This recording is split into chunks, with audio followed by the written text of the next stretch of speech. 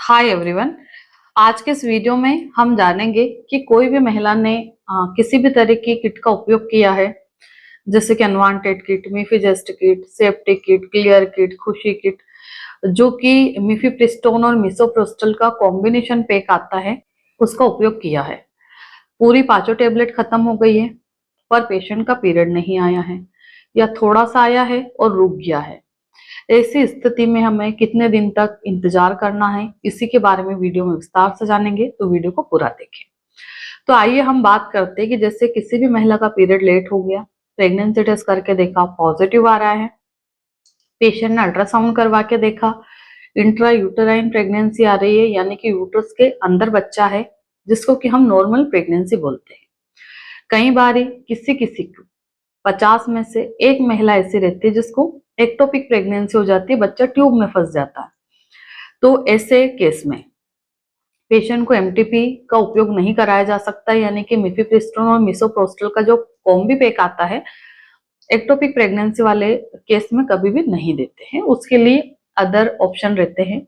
तो यहाँ तक आपने कंफर्म कर लिया कि प्रेगनेंसी यूट्रस में है, फिर डॉक्टर के सजेशन से जब आपने मेडिसिन खाई है, इन दवाइयों को खाने के कई सारे तरीके रहते हैं, 12 hour, 24 hour, 36 hour, 48 hour, orally भी ले सकते हैं, मुंह में रख के चूस भी सकते हैं, वेजाइनली भी इंसर्ट कर सकते हैं, कई सारे वे है जिसके माध्यम से पेशेंट इन दवाइयों का उपयोग करता है। जैसा उनका डॉक्टर सजेशन देता है उसी हिसाब से पेशेंट दवाई खा लेता है।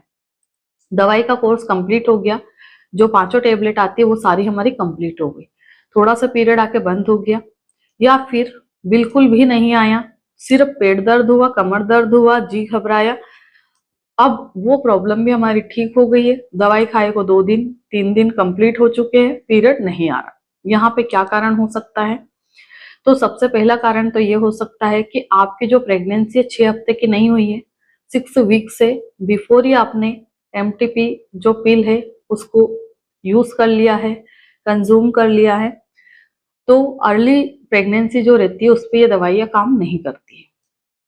कम से कम आपकी जो प्रेगनेंसी का टाइम है 40 दिन से ऊपर होना चाहिए। यानी कि जैसे अगर आप मेरी बात करें, तो मेरे जो पेशेंट रहते हैं उनको हम पीरियड मिस होने के 12 दिन के बाद दवाई चालू करवाते हैं। जब भी दवाई देते हैं तो पहले ये कंफर्म कर लेते हैं कि प्रेगनेंसी यूट्रस में है या नहीं है। अगर मान लो कोई पेशेंट ऐसा है जिसके लिए अल्ट्रासाउंड कराना पॉसिबल नहीं है, तो उसको हम कैसे पता करेंगे कि इसकी जो प्रेगनेंसी वो नॉर्मल है या नहीं है? तो पीरियड मिस होने के 5 से 6 दिन बाद जब हम प्रेगनेंसी टेस्ट कराते हैं, अगर वो प्रेगनेंसी टेस्ट में लाइनें बिल्कुल डार्क है, 100% डार्क आ रही है, पेशेंट को कहीं लेफ्ट राइट में कोई पेन नहीं है, तो ये इंडिकेशन हमें मिलता है कि आपकी जो प्रेगनेंसी है में भी नॉर्मल प्रेगनेंसी है। जिसके लिए पॉसिबल है वो पहले अल्ट्रासाउंड कराएंगे, उसके बाद ही दवाई उनको दी जाती है। मेडिसिन आपकी कंप्लीट हो गई, अब मेडिसिन खाने के बाद में पीरियड नहीं आ रहे, तो हमें कितना वेट करना है? तो कम से कम जैसे आपने 1 तारीख को दवाई शुरू की तो 7 तारीख तक आपको कोई भी एमटीपी का दोबारा से उपयोग नहीं करना है। जो 7 दिन हम वेट कर रहे हैं, क्योंकि ये जो एमटीपी रहती है या अनवांटेड किट, इनका 7 दिन तक असर रहता है। 7 दिन से पहले हम दोबारा ये किट रिपीट नहीं कर सकते हैं।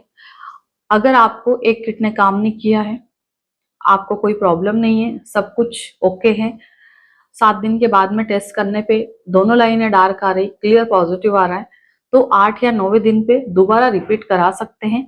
दूसरा तरीका यूज किया जाता है, जैसे कि प्रीवियस टाइम जो खाने का तरीका आपने यूज किया था उससे डिफरेंट तरीका यहाँ पे अपनाया जाता है। फिर दोबारा जब आप खाते हैं तो आपका केस क्लियर हो जाता है। पर कभी भी अपनी मर्जी से मत लीजिएगा, ये वीडियो एजुकेशनल पर्पज से है, आप लोगों को थोड़ी सी जानकारी मिले इसके लिए। अगर आपके डॉक्टर अच्छे से नहीं समझा पा रहे हैं या फिर आपको तकलीफ हो रही है, दोबारा डॉक्टर के पास गए और डॉक्टर ने ये बोला कि बस अब तो सफाई या डीएनसी करनी पड़ेगी, हम दोबारा दवाई नहीं दे सकते हैं, तो ऐसी स्थिति में मेरी ऑनलाइन कंसल्टेशन अवेलेबल है, अपॉइंटमेंट बुक करके आप मुझसे भी बात कर सकते हैं। क्योंकि देखिए, कई बार ही हम लोग बोलते हैं कि फर्स्ट डॉक्टर का सजेशन तो आप ले ही रहे हैं, अगर वो डायरेक्ट आपको सर्जरी की बात करते हैं या डायरेक्ट वो कोई प्रोसीजर अपनाने का बोलते हैं, तो यहाँ पे आपको सेकेंड डॉक्टर का ओपिनियन भी लेना चाहिए। अगर दोनों डॉक्टर आपको सेम ओपिनियन देते हैं तो फिर आप करा ले। हो सकता है कि दूसरा डॉक्टर आपको उनसे बेटर सजेशन दे सके और आपका काम विदाउट सर्जरी हो सके, है ना। यहाँ पे हम पीरियड लाने के लिए क्या कर सकते हैं, क्योंकि ये जो 4-5 दिन 6 दिन हम वेट कर रहे हैं, इनमें हम क्या कर सकते हैं। तो यहाँ पे आप कोशिश करिए कि कच्चा पपीता खाइए 200 ग्राम 300 ग्राम, इससे ज्यादा नहीं खाना है। खाली पेट खा सकते, खाने के बाद खा सकते, जब आपका मन करे। पर स्पेशली अगर आप ब्रेकफास्ट में खाएंगे तो बेटर रहेगा।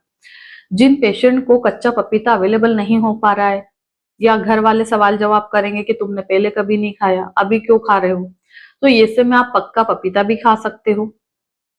इसमें कुछ केमिकल्स रहते हैं जो कि हमारे यूट्रस में क्रैम्प्स लाते हैं और पीरियड लाने में मदद करते हैं। दूसरा तरीका, आप हल्दी का दूध, गोल्डन मिल्क उपयोग कर सकते हैं।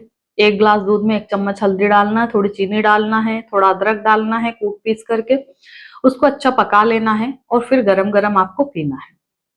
हल्दी का दूध भी आप दिन में 1 से 2 बार पी सकते हैं। थोड़ा सा जेगरी आप खा सकते हैं, मीठा या गुड़ जिसको हम लोग बोलते हैं, उसकी चाय बना के भी आप पी सकते हैं।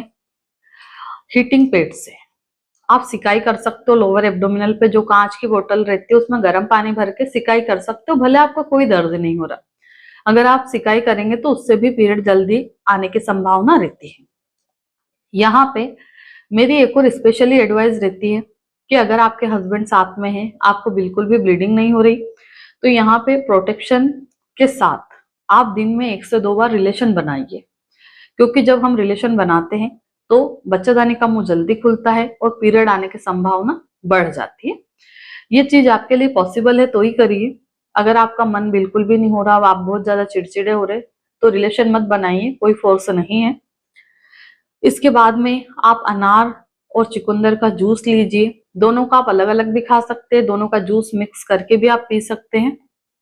जितना हो सके रिलैक्स रहिए, टेंशन में या तनाव में मत आइए, खाना पीना अच्छे से खाइए। क्योंकि अक्सर मैं देखती हूँ जब पेशेंट ने एमटीपी का उपयोग कर लिया और उनको पीरियड नहीं आ रहे, तो पेशेंट बहुत ज्यादा स्ट्रेस में आ जाते हैं, टेंस हो जाते हैं, खाना पीना छोड़ देते हैं, नींद नहीं आती है, पानी नहीं पीते हैं, बस एक जगह पड़े रहते हैं। आपको कोई बीमारी नहीं है।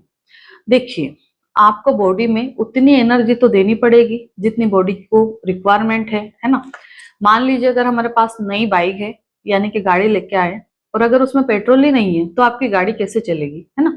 तो यहाँ पे आप विदाउट टेंशन खाना पीना खाइए, मस्त एंजॉय करिए, कॉमेडी देखिए, स्ट्रेस फ्री रहिए। पीरियड तो आ ही जाएंगे, पीरियड कहाँ जाएंगे, है ना। बस आप अपनी केयर करिए, अपना ध्यान दीजिए, खाना पीना अच्छे से खाइए, नींद पूरी करिए, पानी का लेवल बराबर रखिए, बॉडी को हाइड्रेट रखिए, जूस वगैरह लीजिए, जो सीजनेबल चीजें आ रही है, सलाद खाइए, ग्रीन वेजिटेबल्स लीजिए, मतलब अपनी डाइट अच्छी रखिए। अगर 7 दिन में ये सब कुछ करने से भी पीरियड नहीं आते हैं तो दोबारा प्रेगनेंसी टेस्ट करिए।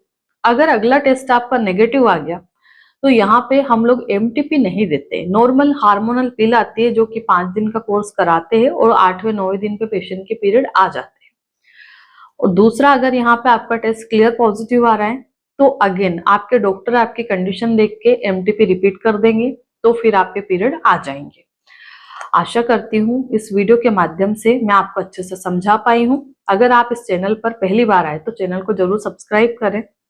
अगर आपके ऐसी कोई दोस्त है या फ्रेंड सर्कल में ऐसी कोई प्रॉब्लम हो रही तो ये वीडियो उन तक जरूर पहुंचाइए, ताकि उनको अच्छे से जानकारी मिल सके और वो पेशेंट अपनी जो समस्या है उसका सॉल्यूशन निकाल पाए। धन्यवाद।